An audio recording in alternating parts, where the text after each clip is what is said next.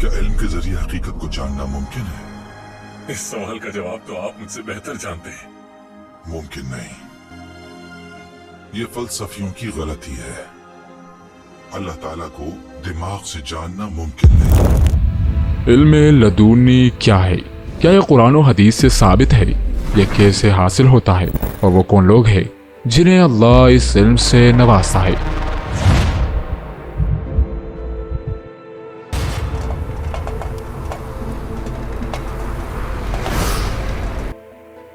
हज़रत अबू हुरैरा रज़ियल्लाहु ताला अन्हु फरमाते हैं कि मुझे रसूलुल्लाह सल्लल्लाहु अलैहि वसल्लम से दो तरह के इल्म हासिल हुए। एक वो जो आम कर दिया गया और दूसरा वो कि अगर तुम पर आश्कार कर दूं तो तुम ही लोग होंगे जो मुझे कत्ल कर डालोगे। आखिर इनकी ऐसी कौन सी किस्म है जिसे आश्कार करने पर इंसान कत्ल भी हो सकता है? हज़रत निज़ामुद्दीन रहमतुल्लाह अलैह ने अपने एक मुरीद को अपना जूता सिलवाने की गरज से बाजार भेजा।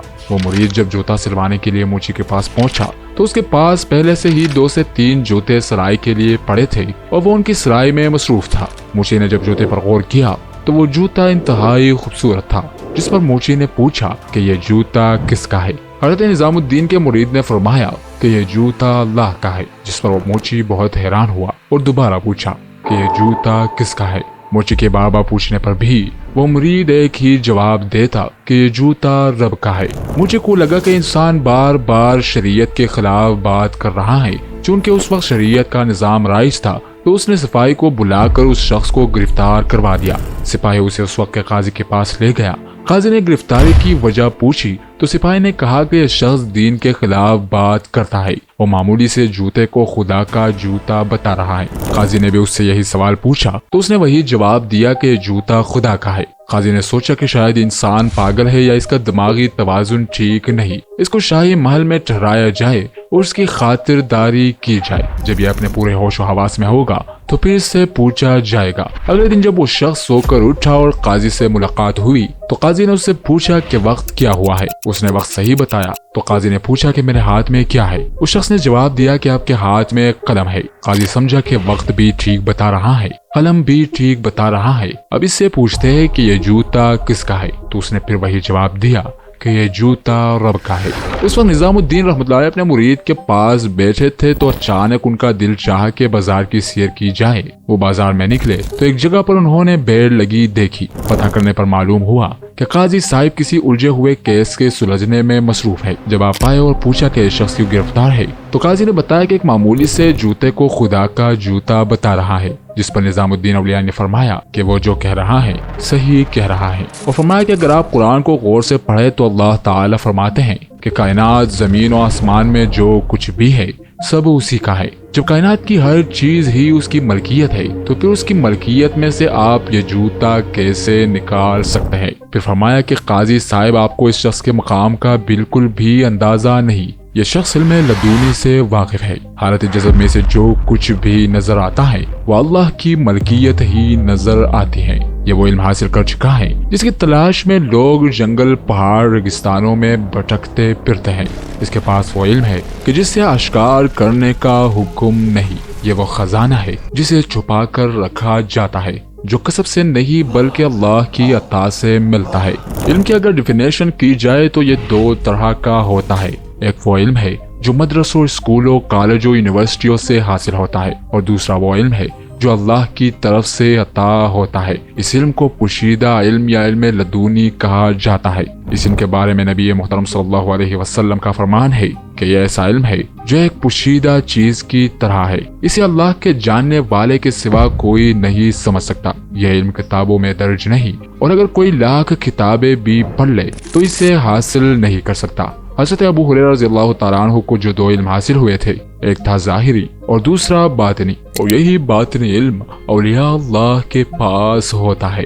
इस इल्म का हुसूल मुकम्मल तौर पर अल्लाह के फजल पर मुनहसर है और जिसे चाहता है जितना चाहता है अता करता है। इल्म लदूनी का एक किस्सा कुरान पाक में हज़रत खिज़र और हज़रत मूसा अलैहिस्सलाम से भी मिलता है। कुरान पाक में अल्लाह ताला फरमाते हैं, फिर उन्होंने हमारे बंदों में से एक बंदा पाया जिसे हमने अपनी तरफ से रहमत अता की और उसे अपना इल्हाम इल्म अता किया और अपने इल्म खास में से खास इल्म की तालीम दी थी। जिस शख्स को यह इल्म हासिल होता है वो मार्फत इलाही तक पहुंच जाता है। اور معرفت الہی کے لیے ہی انسان اس زمین پر بھیجا گیا ہے۔ اس دنیا میں آنے کے بعد اگر تو آپ نے معرفت الہی حاصل کر لی تو آپ نے اپنی زندگی کا مقصد پورا کر لیا، اور اگر معرفت الہی حاصل نہ ہوئی تو اس دنیا میں آنا یا نہ آنا ایک ہی برابر ہے۔ جس انسان کو علم لدنی حاصل ہوتا ہے وہ حکمت الہی کے ذریعے اپنے خالق حقیقی تک پہنچ جاتا ہے، وہ اللہ کی نشانیوں کے ذریعے اللہ کو پہچان لیتا ہے،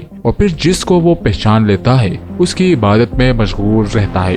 یہ وہ علم لدنی ہے جو برگزیدہ اولیاء کو عطا کیا جاتا ہے، اور اولیاء اللہ کی زندگی کا واحد مقصد صرف یہ ہوتا ہے کہ جب انسانیت گمراہ ہو جائے تو اسے سچائی اور محبت کی راہ پر گامزن کیا جا سکے۔ علم لدنی میں اللہ سے رابطے کے 4 ذریعے ہیں، جن میں پہلا ذریعہ وہی ہے، اور یہ صرف اللہ تعالیٰ کے برگزیدہ انبیاء علیہ السلام کے لیے مخصوص ہے۔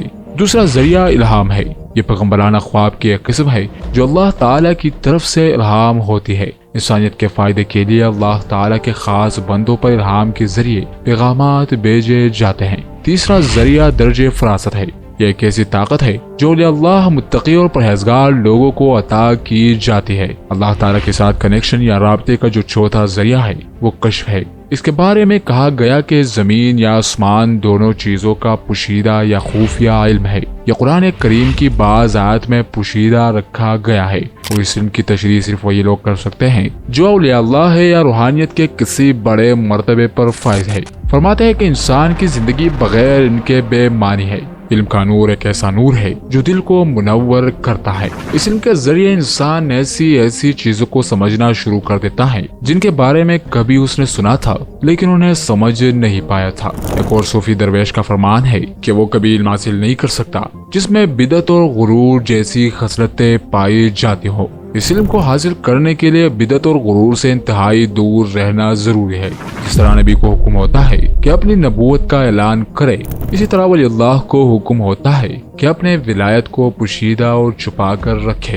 جو شخص اس علم کا متلاشی ہو اس میں مضبوط ہمت، قوت ارادی اور بردباری ہونی چاہیے کہ جب وہ رازوں کو جان چکا ہو تو ان رازوں کی حفاظت کر سکے۔ اللہ کے دوست اللہ کے رازدار ہوتے ہیں، اور رازدار اسی شخص کو بنایا جاتا ہے جس میں راز کو راز رکھنے کی طاقت موجود ہو۔ حضرت جنید بغدادی رحمۃ اللہ علیہ فرماتے ہیں کہ 1000 افسوس اس عاشق پر جو اپنے معشوق یعنی کہ اللہ کی محبت میں دیوانہ ہے، لیکن جب وہ اللہ تعالیٰ کے بے شمار رازوں کو دیکھتا ہے تو دوسروں پر ظاہر کرتا ہے۔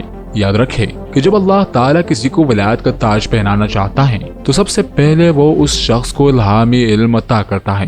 یہ الہامی علم ظاہر و باطنی علوم کا احاطہ کیے ہوئے ہوتا ہے۔ امام شافعی رحمۃ اللہ علیہ کا قول ہے کہ اللہ تعالیٰ کسی جاہل کو کبھی دوست نہیں بناتا۔ ایک صوفی اکثر فرمایا کرتے تھے کہ تم نہیں پہنچ سکتے اللہ تک عبادتوں اور ریاضتوں کے ساتھ۔ اللہ کا راز اہل علم کے سینے میں ہے، وہ جسے چاہے عطا کر دے۔